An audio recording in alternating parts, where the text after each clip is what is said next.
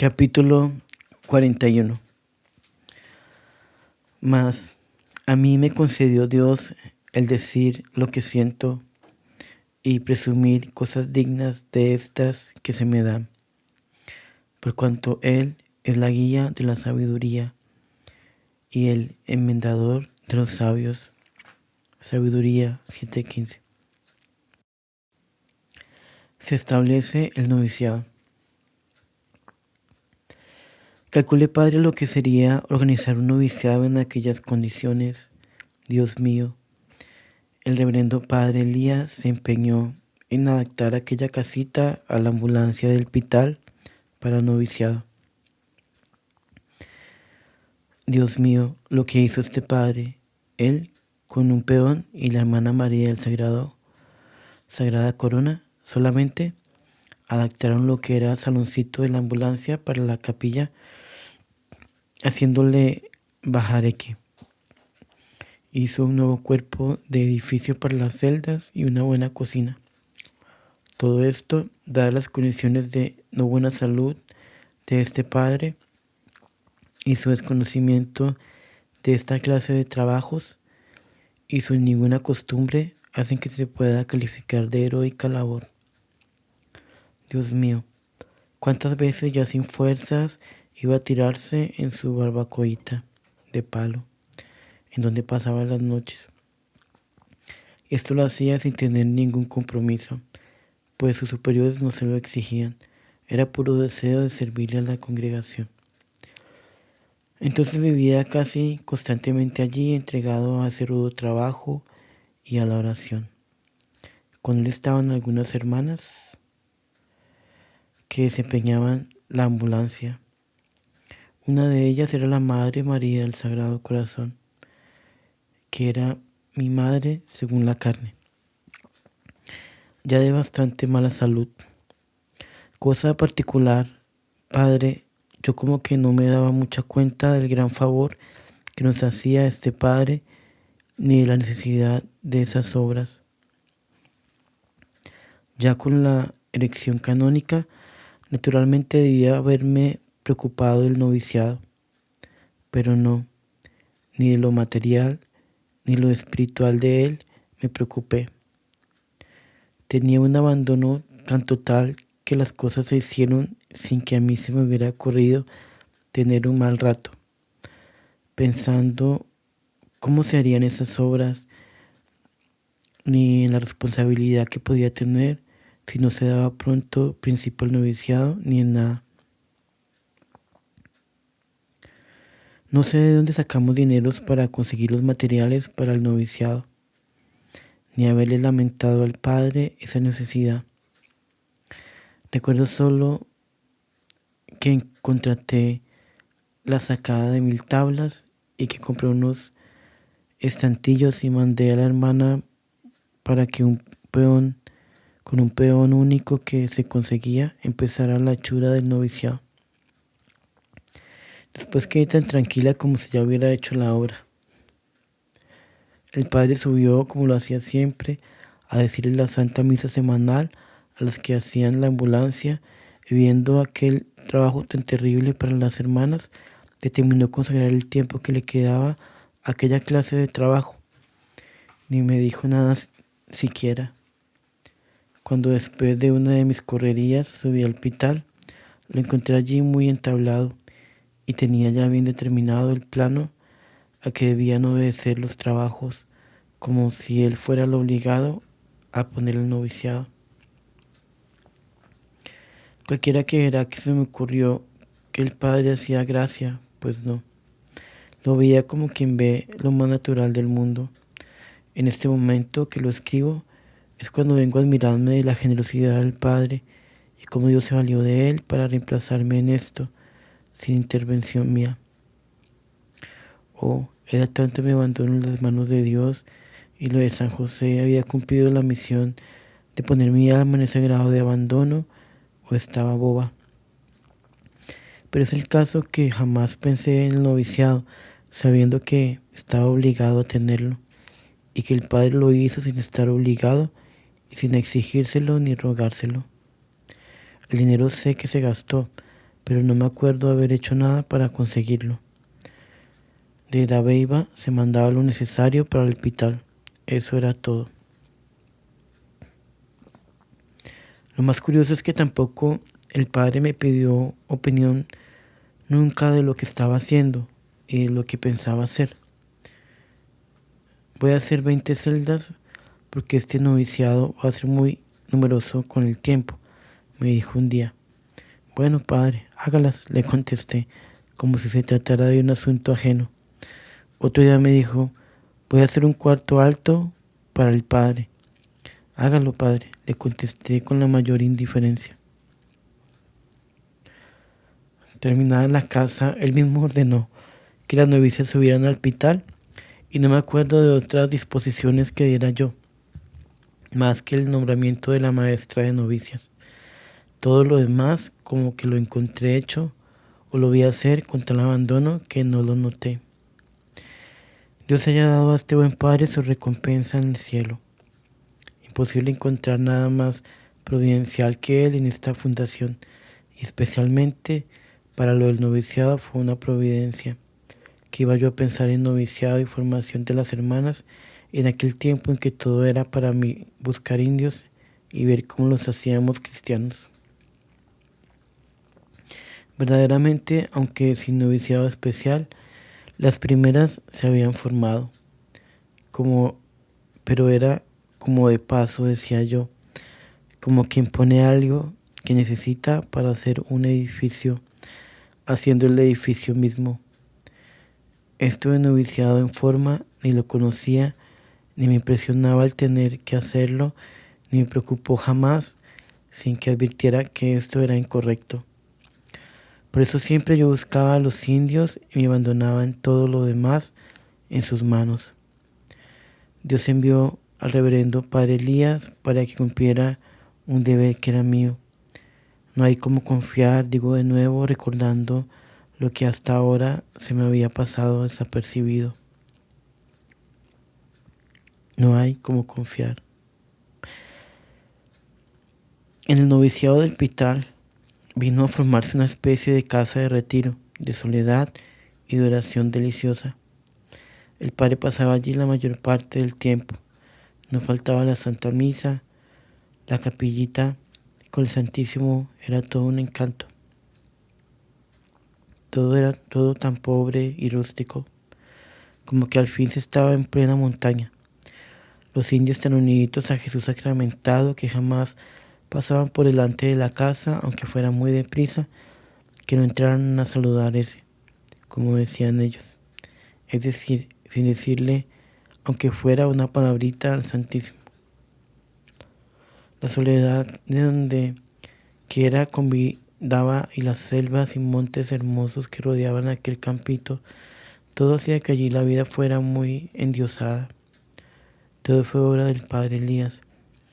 El régimen interno sí, como que fue establecido por esta servidora, pero según se me iba ocurriendo que resultaría más provechoso para la formación de un espíritu, cual se necesitaba para esta obra que se ha emprendido sin ninguno, según parece. No consulté lo que se hacía en otros noviciados, sino sencillamente como resultara el espíritu que necesitaba la salvación de estos indios. Tampoco esto me preocupaba y dejaba pasar las cosas como si no me correspondieran. La vieja Romualda. Debido sin duda a esa vida tan de Dios que allí llevaban las novicias y las hermanas, Dios convertía mucho a los indios y sobre todo teníamos unas viejecitas que habían hallado su sitio y la alegría de su vida en esa capilla. Pero había una vieja, la más vieja quizás de la tribu, recia y dura con las cosas de Dios. Romualda se le decía, mire que tiene que aprender para bautizarse, para ir al cielo. No, respondía, yo no gusta tu ley. Esa es mentira, yo sabe. Mentira es. Desde mocita yo sabe. Ley de Dios, mentira es. Pasaban los tiempos y de Romualda, la más vecina de las viejas, la que se llevaba siempre los mejores regalos, la que se agasajaba, la que se ganaba las mejores ventajas, hasta la que las hermanas fueran al monte a cortarle paja para remendarle y aún para hacerle bohío, la que si respiraba era por las hermanas. Esta preferida criatura permanecía lejísimos de Dios. Logramos que muriera cristiano un hijito de ella, y eso la enconó más contra el cristianismo, porque decía después: mi hijo de balde rezó, siempre murió. Otras veces no quería aprender porque ella sabía muy bien que Dios era casado, y si las hermanas decían que era soltero, era mentira, toda la ley de Dios. Más tarde se le murió otro hijo también cristianizado, y para consolarla se le dijo que estaba en el cielo y que allí no sufría. Pues con esto le dimos nuevo argumento para aborrecer a Dios y su ley. ¿Cómo así?, me dirá. Pues decía: yo no quiero tu Dios porque ese mucho recogedor. ¿Para qué mi hijo todo recogiendo donde cielo? ¿Qué estorba mi hijo aquí? ¿Qué está quitando a tu Dios? Mi hijo escopeta tiene, marranito tiene, bohío tiene, platanal tiene, su casa tiene. ¿Qué hace falta, pues? Al decirle que en el cielo estaba mejor, respondía: mentira. Tu Dios, ¿para qué todo mi hijo está recogiendo donde cielo? Si es peón necesita, otro busque. No quiere tu Dios. Muy recogedor ese. ¿Para qué todo recogiendo? Así no quiere yo. No reza. No quiere para bautizar. No quiere ley de ese. Está bueno como perro muere. Pues esas cosas no había nadie que sacara a Romualda de estas cosas. Y verle tan viejecita daba una angustia terrible, pero no había poder humano que la convenciera. Tenía como una especie de rencor con Dios y no lo perdonaba. Así estaba la pobre vieja, y nosotras, solo de Dios, esperábamos su conversión. Dios le tenía su hora preparada, como se verá más adelante, pues si refiero ahora me expongo a olvidar otras cosas que corresponden a este tiempo, y no la conversión de Romualda, que fue ya en 1920. Dos inmensidades. Allá en el noviciado, en donde pasaba pocos días, pues andaba siempre en correrías, tuve días y horas en que Dios como que me permitía que saliera mi alma de casillas, y de eso encuentro algunas muestras en los apuntes que muy de cuando en cuando dejaba en una cartera. Meditaba un día, o leí, mejor dicho, esto del Génesis, y dijo Dios: reúnanse en un lugar las aguas que están debajo del cielo, y aparezcan el suelo árido y seco. Génesis 1:9. Esto que pensaba me llenaba de una especie de pavor ante la inmensidad de esas aguas reunidas en el mar, y su obediencia me penetraba. Me vi tan llena de buenas ideas, que escribí lo que sigue, como para desahogarme y también para recordar después los pensamientos que actualmente tenía y los afectos que me inspiraban. Copio. El agua corre como espantada al estruendo de tu voz, Dios mío. Corre a ocupar las concavidades de la tierra, destinadas por tu providencia para hacer su cárcel, por mientras dure el mundo, sin más vallas ni cerrojos que una leve cinta de menuda arena. Allí permanecerá represa la inmensidad de las aguas, mientras resuene tu palabra, es decir, por siempre, porque tu palabra no pasará, sonará sin cesar en las alturas de los cielos. Dos inmensidades veo represas, Dios mío: la inmensidad de las aguas, que solo imperfectamente se pueden llamar inmensas en el estrecho molde del habla humana, y la inmensidad divina que de verdad lo es. La primera está represa con cavidades terráqueas, tan propiamente llamadas inmensas como lo es el agua que contiene. La segunda, inmensa de verdad, está represa en el estrecho círculo de una hostia, aprisionada a la primera por el poder soberano y aprisionada a la segunda por el amor soberano. De aquí no pasarás. Job 38:11. Se les dijo a las aguas: estaré con vosotros hasta la consumación de los siglos. Mateo 28:20. Es la palabra que contiene la segunda. Que permanezcan represas las aguas del océano, Dios mío, está bien, pero que en la inmensidad de vuestros atributos permanezcan represas en las prisiones eucarísticas, no lo puede sufrir mi corazón. Desbórdense en esta hora bendita, Dios mío, desbórdense, que mi corazón las aparará. Sí, Dios mío, desbórdense y derrámense, que yo las llevaré a inundar las almas de los pobrecitos salvajes y toda alma capaz de amar. Desbórdese vuestra misericordia, no esté por más tiempo represa en este corazón, que yo la llevaré a bañar las humanas miserias.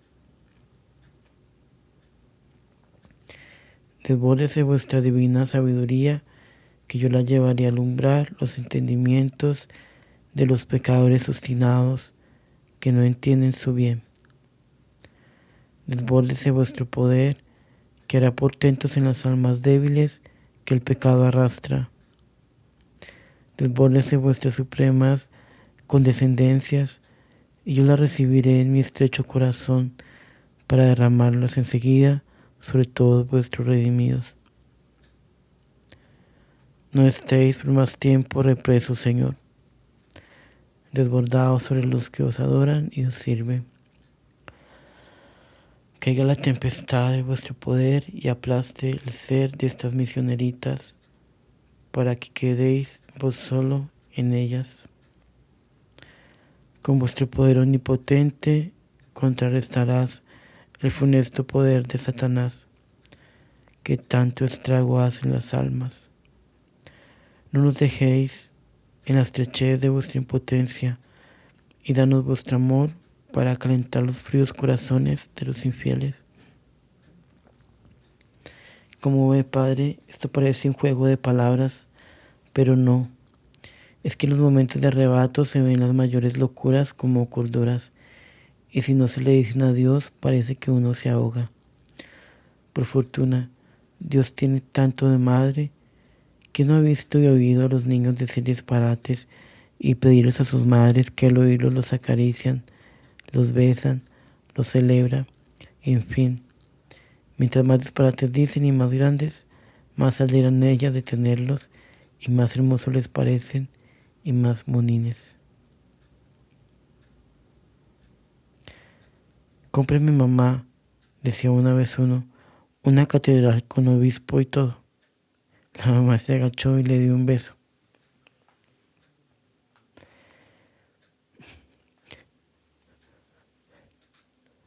Pues yo le he dicho a Dios que derrame todos sus atributos represos en la hostia y que los apararé en mi corazón para darlos a las almas. ¿No es esto como la catedral con obispo y todo? ¿No es verdad, Padre, que Dios ha debido darme un beso y creer que su amor me tiene loca y por eso ha debido convertir a algunos indios? Yo lo creo así, y si no, ¿cómo es madre? Cuando las almas se ofrecen como víctimas del amor, también disparatan diciéndole a él que lo deje estallar sobre ellas para que se descargue el deseo de darse, aunque las mate. Pues esas almas también son niñas que piden la catedral con obispo y todo. Debe Dios besarlas y sus besos serán el fuego o el cuchillo que hace la víctima. Por eso, Padre, yo jamás me he ofrecido como víctima, porque he considerado que Dios tiene dos clases de víctimas. Una, las que se ofrecen, y otras, el que Él apaña. Sí, Padre, he creído que antes de que yo advirtiera que se podía ser víctima de alguno de esos atributos, ya Él me había apañado y hacía de mí su víctima en muchas cosas. Recuerda lo que he dicho de la santidad de Dios, pues ¿qué era eso sino como una manotada que daba para apañarme? Y como no se anuncia, la víctima queda presa con mucho gusto y no quiere dejar de serlo.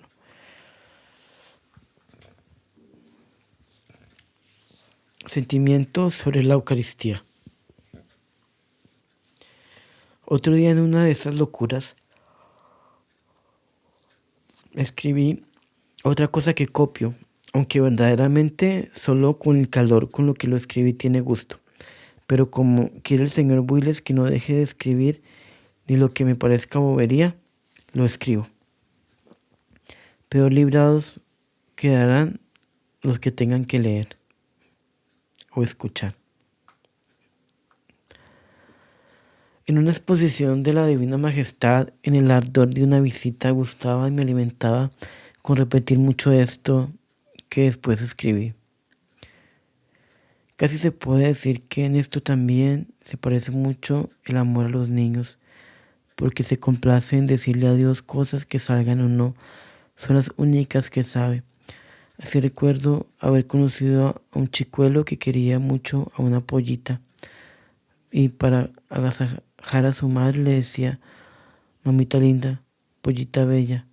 Esto a la vez que le estampaba unos besos que resonaban por toda la casa. Escribí, digo boberías, que mi ardor entonces me volvía oración, así. ¿Qué es la Sagrada Hostia? Es el Dios de mi corazón y el corazón de mi Dios. Dios de mi corazón, corazón de mi Dios. Sumando estos dos nombres dan una hostia. ¿Qué digo sumar? ¿Cómo de sumarse lo que no es cantidad? La cantidad es lo que puede aumentarse o disminuirse, y el Dios de mi corazón no es susceptible de aumento en campo alguno. La cantidad es de la tierra y el Dios de mi corazón es del cielo. La cantidad es del tiempo y el Dios de mi corazón es de la eternidad. Dios de mi corazón y corazón de mi Dios. Eso es una hostia. Y mi cielo está en la hostia. Y mi corazón no sabe vivir sin su Dios. Y sin la hostia, la vida huye. ¿Qué haré a tanta lejanía del Dios de mi corazón? Lejos y aquí le tengo presente. Lo veo con los ojos, pero Dios mío, cuánta lejanía siento. El corazón de mi Dios, qué palabra tan hermosa. El Dios de mi corazón, qué frase más dulce. Hostia, eso es todo. El cielo, la hostia, el Dios de mi corazón y el corazón de mi Dios. 4 cosas que son una misma. No son un rayo de luz porque son la luz. Luz mía, oculta en la hostia, difundidos en todos los corazones. Síntesis divina de todos mis amores, hostia mía. Deja que muera ya por vuestro amor. Y después de morir, qué amargura no poder volver a morir por vuestro amor.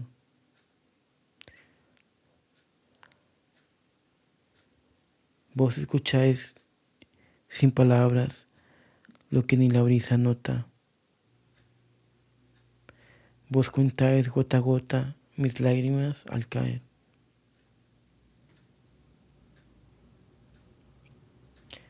Suena ya, Dios de mi corazón, vuestra voz de llamada para hundirme ya al corazón de mi Dios. Esto, Padre, no es nada, pero a mí me desahogaba de algo que me oprimía, y por eso lo he hecho. Es casi como cuando el niño le decía a su mamá, gallinita. Sed de Dios. Otra vez, en esos momentos de exposición de la Divina Majestad, tuve un gran ímpetu de pena dolorosa, viéndome como privada de todo, porque ese todo está en Dios, y como a Él aún no lo veo, escribí ese sentimiento que me surgió de estas palabras de San Juan. El que tenga sed, venga a mí y beba. Juan 7:37. Me vi llena de sed y de todo. Me acerqué a Jesús a beber, hablándole así. Iremos a ti, Señor. Lo grande de nuestra sed puede colegirse por la ansia suprema que tiene el corazón humano de hallar su centro y del cúmulo de años que hace que sufrimos esta sed. Dios mío, me siento con años eternos cuando considero los que he pasado en medio de esta sed insaciable de ti. Verdaderamente, jamás he visto lo bello que está en ti. Por eso lo que en la tierra llaman hermoso, bello, me deja la misma sed de belleza.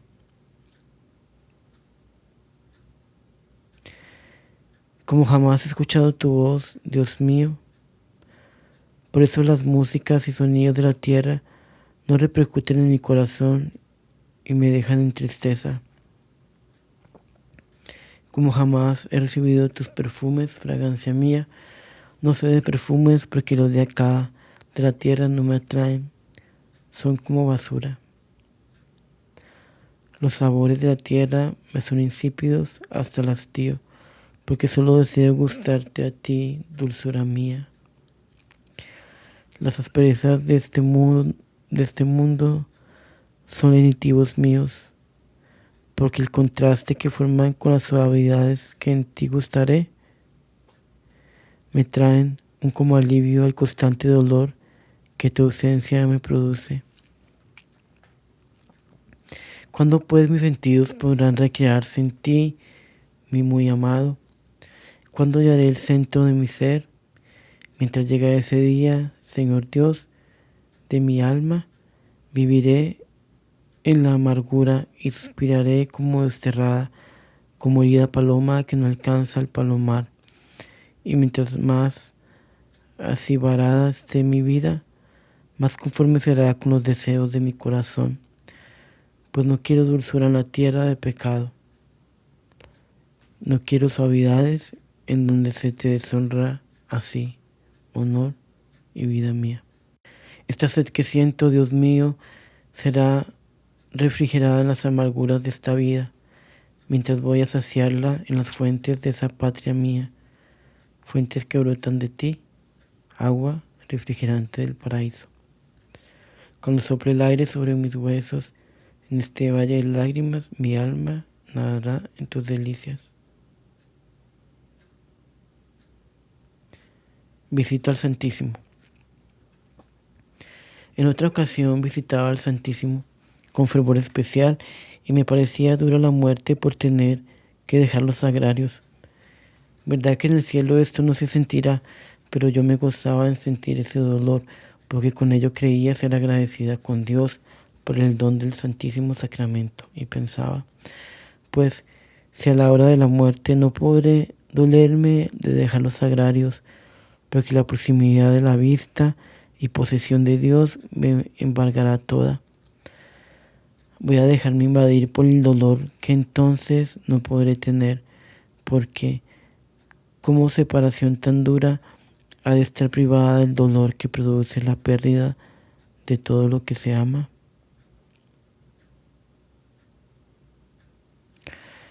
Pues para dar a Dios anticipado este dolor, en el homenaje de agradecimiento, me dejé llevar el pensamiento de lo que era el sagrario para nosotras, como nos acompañaba en los dolores de la vida y luego con la muerte.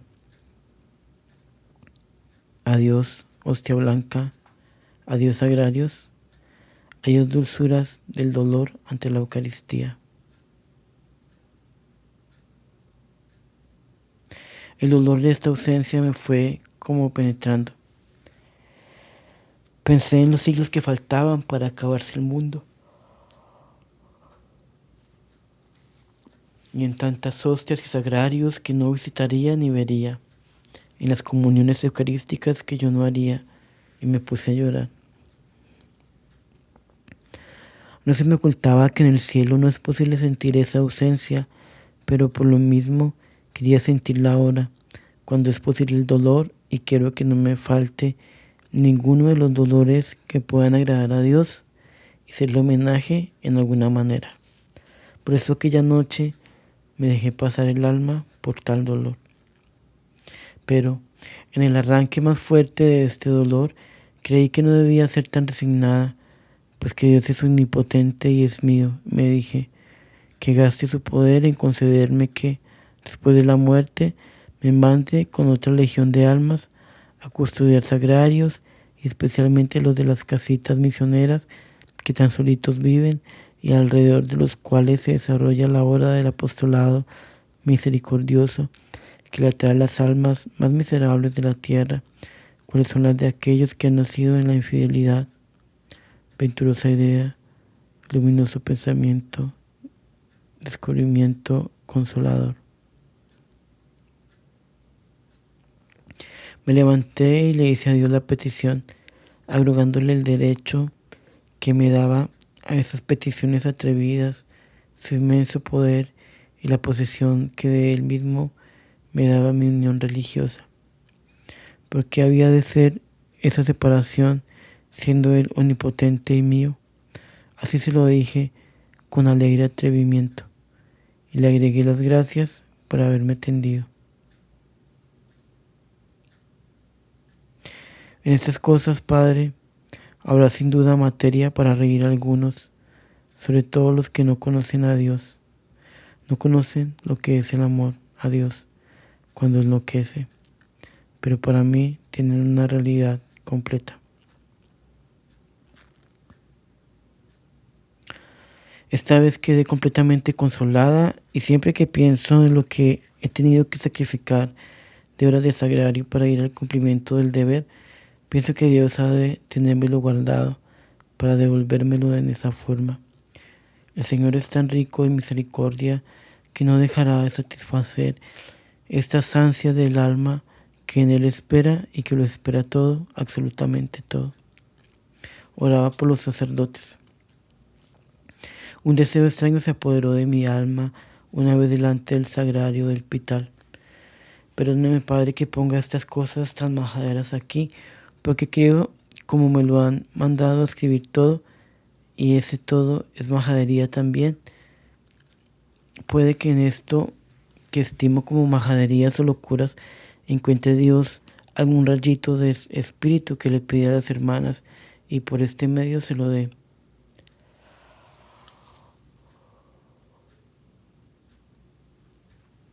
Un deseo extraño, Padre. Casi todos son extraños en mi alma loca, pero este me parece más.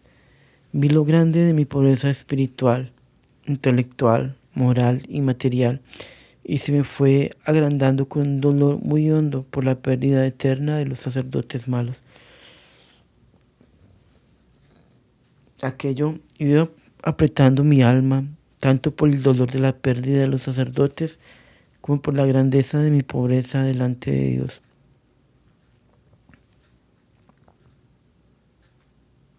Me iba apretando, digo, sin saber de qué hacer argumento para pedirle a Dios de un modo eficaz remedio al mal de la pérdida de los sacerdotes. Y como la pobreza mía se me presentaba como sin dejarme derecho de pedir por ellos, Dios mío, le dije, ¿qué remedio tiene mi angustia?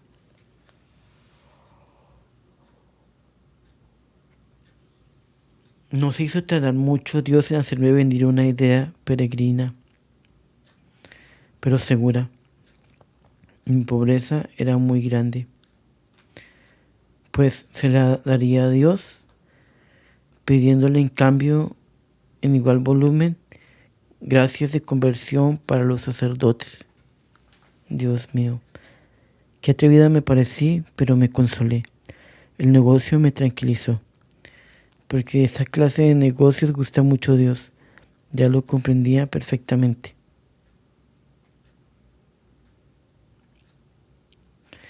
Yo sé de cosas de negocios así, hechos por Dios con el hombre, me dije para más tranquilizarme. Si Dios dio a su Hijo único por el hombre, hizo como quien da 100 por un cero y se quedó muy gloriosamente grande. Además, cuántas gracias ha gastado en mi alma sin que ella le produzca el medio ni el milésimo por ciento sobre el gasto. Me quedó bien probado que Dios no guarda en sus designios nuestra regla de cálculo y por consiguiente lo engañé lindamente con mi gran pobreza. No dudo que Él, en cambio, habrá dado gracias de conversión, porque toda oración es atendida cuando va sellada con la confianza.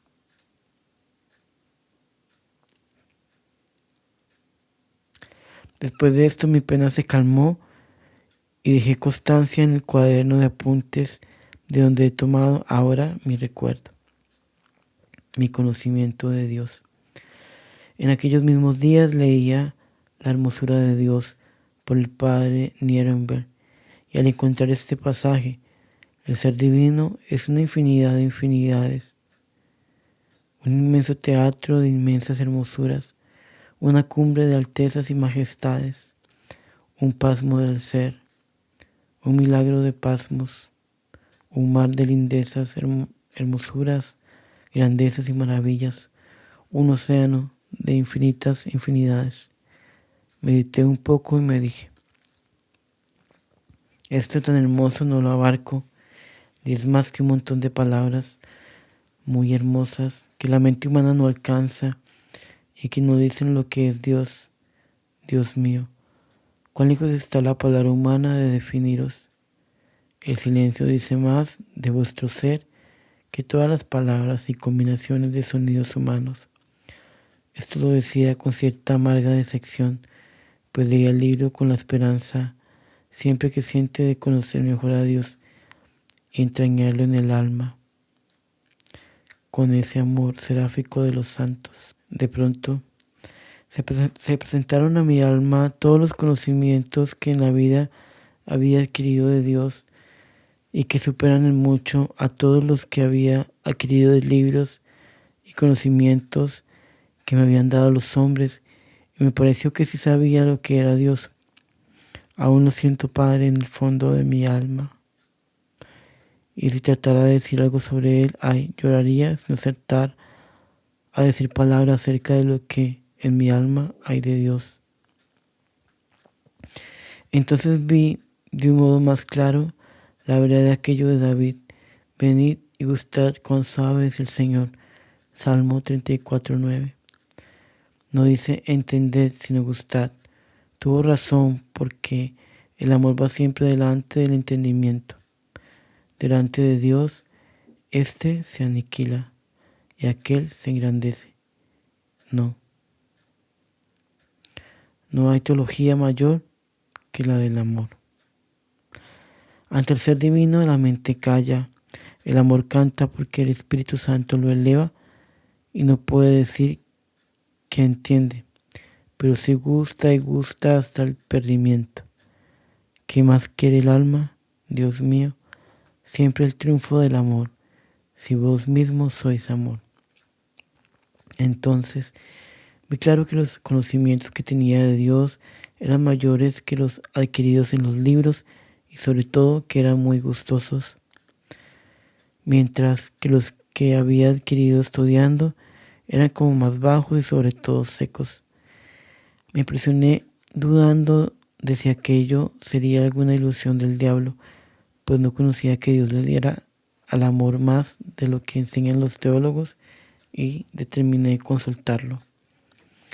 Me dijo el padre Elías que estuviera tranquila, que aquello era exacto y que además Dios no tenía medida para derramarse en el alma amante, ni a nadie le había dicho, de aquí no pasaré en las revelaciones de su amor. Quedé muy tranquila. Creo sí que desde entonces Acabé de perder el gusto por la lectura. De aquí en adelante leo solo ciertos libros que alimentan el alma, como el Santo Evangelio. Los demás, aunque me propongo leerlo, siempre al comenzar se me viene esta idea: si yo necesito más amar que leer, y me pongo a gustar lo que mi interior me dice de Dios y quedo tranquila y serena. Lo mismo me ha pasado con lo de hablar de Dios.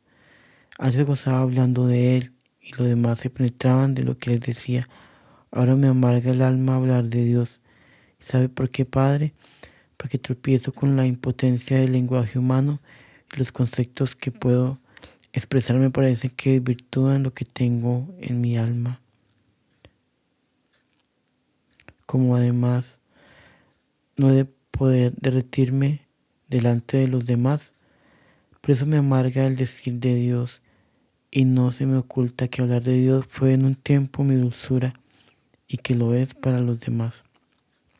Pero Padre, como ya he dicho, siempre después de una apertura de amor o de conocimiento que me da Dios, me viene un nuevo y al parecer desconocido grado de conocimiento propio. En esta vez, después de medio aplastada por mi nada y miseria, salí y escribí esto.